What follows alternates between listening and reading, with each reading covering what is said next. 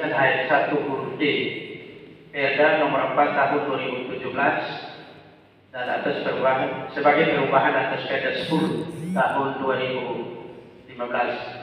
Nah, tentang pengadaan kotak suara, kemudian bilik suara dan TPS itu dilakukan oleh pemerintah tingkat desa. Dasar hukumnya adalah pasal 6 ayat 1 sampai dengan ayat 6 Pergub nomor 9 tahun 2022 yang merupakan turunan dari pasal 44 ayat 1 dan 2 Perda nomor 4 tahun 2017 tentang perubahan atas Perda 10 tahun 2015. Ini yang berkaitan dengan pengadaan surat suara oleh panitia kabupaten. Kemudian yang berikut tentang honorarium panitia diangkat oleh yang terhormat Bapak Martin Tolaka. Perlu kami sampaikan bahwa honor panitia kabupaten sampai dengan desa ditambah dengan tim pengawas kabupaten sampai dengan desa, tambah dusun, tambah RW, tambah RT, tambah anggota limas. Itu masing-masing desa 5 orang. Itu untuk menjawab apa yang diangkat oleh yang terhormat Bapak Rubah, Bapak Martin, kemudian Bapak Sirvit dan Bapak Merbana, bahwa perlu kami sampaikan bahwa Dinas PMD sudah ajukan kelas pada saat masa pembahasan anggaran hidup tahun 2022. Yaitu kepada Bapak Bupati dan Komisi 1 sebagai mitra kerja saat pembahasan dan estimasi awal yang dalam PLASTAP kami yang kami ajukan ke komisi bahwa nilai yang dibutuhkan adalah 5 miliar, akan tetapi realisasi sampai dengan ini saya sampaikan kronologisnya di tingkat komisi, sehingga waktu itu disepakati untuk 2 miliar 23.000. Dan disampaikan bahwa mohon maaf ini lisan saja memang tidak tertulis, kami tidak sempat sampaikan karena ini pembahasan di tingkat komisi, sehingga waktu itu tersisa 3 miliar itu akan disampaikan kekurangan 3 miliar itu untuk pelaksanaan pilkada tahun 2022 dan pemanfaatannya diarahkan pada karena honor panitia kabupaten, Timuas Kabupaten, panitia kecamatan, Timuas Kecamatan sampai dengan komponen yang tadi saya sebut di tingkat desa ini sama sekali belum terakomodir di dalam anggaran 2 miliar 23. Nanti saya bisa sampaikan. Kemudian sekaligus dengan yang berikut menyangkut rincian dari 2 miliar 23, perlu kami sampaikan bahwa dari 2 miliar 23 perlu kami sampaikan bahwa itu untuk pengadaan kertas dan logistik itu seperti disampaikan itu total itu 835 juta. Kemudian belanja bahan pakai habis itu 1 miliar 79 yang dirinci sebagai berikut bahwa belanja alat atau bahan untuk kegiatan ketika itu 11.383. Kemudian yang berikut belanja alat atau bahan untuk kegiatan kantor itu kegiatan pilkada sekretariat pengadaan itu sebanyak 835 ditambah dengan kegiatan untuk perlengkapan dinas itu untuk pada saat pelantikan kepada desa terpilih 2022 itu sebanyak 46.580. Kemudian yang berikut yaitu belanja TK untuk kegiatan meletus untuk kelengkapan pendukung panitia pemilihan kepala desa itu 107.795.900. Kemudian yang berikut yaitu belanja makan dan minum itu mulai dari tahap sosialisasi sampai dengan pelantikan itu 177.500.000. Kemudian yang berikut yaitu belanja sewa rumah untuk kegiatan pertemuan itu 10 juta. Kemudian yang berikut menyangkut belanja sewa sarana mobilitas itu untuk kegiatan dari itu 246. Itu dirinci belanja sewa perlengkapan peralatan kantor itu 6.350. Kemudian untuk belanja jasa itu 6.500. Kemudian belanja perjalanan dinas itu mulai dari tahapan awal sampai dengan pelantikan itu sebesar 223.368.000. Kemudian yang terakhir sekali belanja hibah yang tadi kami sampaikan itu belanja hibah untuk biaya pengamanan khusus untuk Polres itu 250 juta, dan perlu kami sampaikan pada kesempatan ini bahwa telah ada NPHD naskah penelitian dan itu sudah ditandatangani, sekarang tinggal berproses di Polres untuk permintaan rekening ke KPN, dan begitu rekening itu ada kami akan berproses untuk dananya ditransfer untuk kegiatan pengamanan itu untuk anggaran. Kemudian Bapak Ibu kami perlu sampaikan yang berikut bahwa keterlambatan ini, jadi desa-desa yang terlambat menyampaikan DPT, makanya kami baru peroleh informasinya bisa di cross check, tapi kami bukan meminta kepada anggota DPR, tapi kami hanya menyampaikan bahwa desa-desa yang terlambat menyampaikan DPT itu, saya mulai dari yang terakhir, itu Desa Kualelu, itu Kecamatan Amanatul Selatan, itu DPT terakhir masuk itu tanggal 9 Mei 2022. Kemudian Desa Adil, Kecamatan Amanatul Selatan itu 28 April. Kemudian ada 7 desa lainnya, itu Desa Patumanukui, itu 28 April. Nah ini kemudian ada Desa EMPC, itu di Moro Utara, itu tanggal 9 Mei. Itu fisiknya baru diantar oleh panitia. Nah ini kita ada yang fotokopi angka AM DPT, kemudian dikirimkan ke DPD. Ini cukup sulit, sehingga yang kami minta adalah hasil verifikasi dan validasi DPT terakhir. Itu yang akan dipakai untuk kita proses.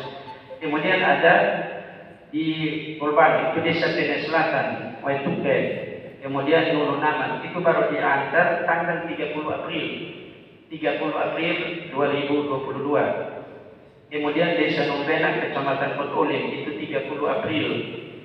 Desa Obili, itu sama juga, itu 12 April. Kemudian Desa Patu Koko, Molo Barat, itu tanggal 28 April.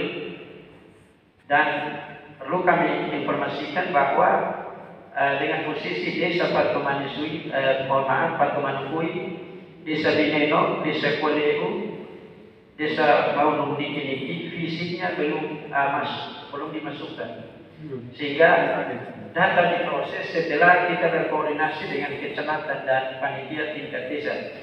Dan perlu kami sampaikan bahwa ini bukan kita menyampaikan bahwa panitia desa yang salah, tetapi mereka butuh kehati-hatian untuk di saat finalisasi terakhir data DPT. Ini untuk menjaga hak konstitusi daripada pemilih. Kemudian Bapak Ibu kami perlu sampaikan bahwa tidak cocokan data yang dikirim via foto WA dengan isi berita acara penetapan DPT. Maka dari itu perlu menunggu fisik yang utuh untuk bisa diberikan. Kemudian kami perlu sampaikan Bapak Ibu bahwa tentang pengadaan surat suara itu tadi sudah disampaikan oleh Kabar ULP. Kemudian yang berikut tentang panitia Desa Kesetnana atau desa yang lain, tapi untuk sementara hanya Desa Kesetnana. Mohon izin ketua panitia ada Bapak Fail. Dasar hukumnya bahwa pasal 13 ayat 1 Perda nomor 4 tahun 2017 sebagai perubahan atas Perda nomor 10 tahun 2015. Ayat 1 perlu kami sampaikan bahwa dalam hal terdapat anggota panitia pemilihan yang berhalangan tetap, keanggotaannya digantikan oleh unsur yang sama sebagaimana dimaksud dalam pasal 11 ayat 4. Ayat 2, pergantian keanggotaan panitia pemilihan sebagaimana dimaksud pada ayat 1 ditetapkan oleh DPD paling lambat 2 hari. Jadi ada surat yang turun ini, nanti kami akan berkoordinasi secara internal untuk tindak lanjut. Nah, tentang haknya ini perlu kami sampaikan juga bahwa kita dalam penganggaran untuk honor panitia bukan orang bulan, karena ketersediaan anggaran terbatas, tetapi orang kegiatan. Jadi di sana jika hal tersebut dilaksanakan sampai dengan ini, maka menjadi pertimbangan untuk kita bersama putuskan. Dan kalau tidak salah di dalam Perhub ada surat pernyataan untuk melaksanakan tugas sampai dengan berakhirnya proses pemilihan, tetapi kenyataan yang terjadi itu surat pengunduran diri itu sudah disampaikan. Kita menghargai itu sebagai hak daripada yang bersangkutan. Kemudian terkait dengan cuti perlu kami sampaikan bahwa terkait cuti untuk kades kepala desa incumbent yang mencalonkan diri dalam Pilkades tahun 2022 mengacu kepada pasal 64 ayat 4 Perda nomor 10 tahun 2015 dan perubahannya sudah Perda nomor 4 tahun 2017 disebutkan bahwa cuti kepala desa berlaku sejak yang bersangkutan ditetapkan sebagai calon kepala desa sampai dengan selesainya pelaksanaan penetapan calon terpilih. Itu ayat 1. Dan dalam hal kepala desa cuti sebagaimana dimaksud pada ayat 1, sekretaris desa atau perangkat desa lainnya dapat melaksanakan tugas dan kewajiban sebagai kepala desa. Kemudian bunyi pasal ini sudah dimuat dalam konsideran huruf D dan bunyi diktum kedua dalam keputusan Bupati TTS nomor 124/HK/2022. Dan perlu kami sampaikan bahwa calon incumbent yang mengikuti Pilkades pada tahun 2022 bukan 136 tetapi 105. 105 ini yang incumbent itu akhir masa jabatannya itu nanti tanggal 30 Juni. Tanggal 30 Juni ini yang akhir masa jabatan. Sedangkan sisanya itu dijabat oleh penjabat kepala desa. Kemudian yang terakhir yang diangkat oleh yang terhormat Bapak Edi, Bapak Uksan, berkaitan dengan beberapa desa yang perlu kami sampaikan bahwa kita mempertimbangkan bersama. Kami pada prinsipnya seperti itu, tetapi kami panitia bekerja berdasarkan regulasi yang berlaku. Kemarin memang kami sampaikan bahwa memang ada desa-desa yang direkomendasikan untuk kita ini, tetapi perlu kami sampaikan bahwa ada panitia kabupaten. Setelah ada rekomendasi DPRD, kami lanjutkan. Kami sifatnya pemberitahuan kepada panitia tingkat desa. Dan di sana yang punya otoritas untuk mengambil keputusan itu adalah panitia desa. Panitia desa tidak bisa, saya contohkan salah satu seperti di Desa Melelete. Itu rekomendasi pertama untuk kesehatan dari dokter umum pemerintah. Waktu itu ada 3 desa. Itu Desa Oeka, Desa Melelete, dan Desa Oepiki. Dan waktu itu ada 2 desa yang melaksanakan itu. Tetapi Desa Melelete, panitia membuat berita acara penolakan untuk tidak menindaklanjuti rekomendasi DPRD. Ini yang menjadi persoalan tersendiri karena panitia keputusan dibuat. Sedangkan untuk Fatu Pokok memang rekomendasi awal kita minta panitia untuk kalau bisa akomodir, karena memang kalau kita lihat itu seperti yang disampaikan oleh yang terhormat Bapak Uksan, memang itu hanya kesalahan penandatanganan pada metri yang ini. Tetapi kami koordinasi dengan panitia tingkat desa dan panitia tingkat desa tidak melaksanakan rekomendasi itu. Nah, kalau panitia mengambil alih tugas ini, panitia kabupaten, maka tentu menyalahi ketentuan.